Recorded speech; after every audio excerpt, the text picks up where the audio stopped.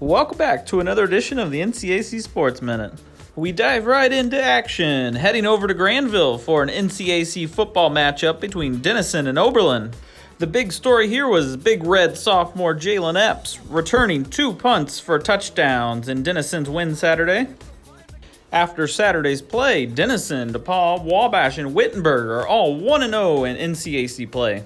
Moving over to volleyball, 3 teams went a perfect 4-0 last week, including Ohio Wesleyan, Wittenberg, and Hiram. The Terriers own the conference's longest current winning streak, standing at 6 games. Hiram defeated Heidelberg, Fredonia, Allegheny, and Mount Aloysius last week. In field hockey, the Allegheny Gators are off to their best start in program history with a 6-1 record.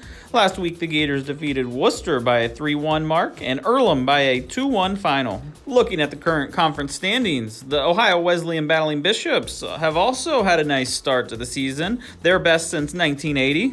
In women's soccer, the Oberlin Yo Women won back-to-back games last week, manufacturing a 2-1 victory at Heidelberg and a 3-2 win at Franciscan.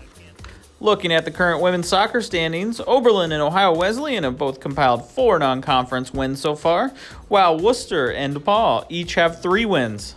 Turning to men's soccer, both Denison and Kenyon remain undefeated in early season action, while Wabash won its conference-high 7th game of the season. Last week, the Little Giants defeated Anderson by a 5-1 final, while downing Adrian 4-1 and edging Hanover by a 1-0 final.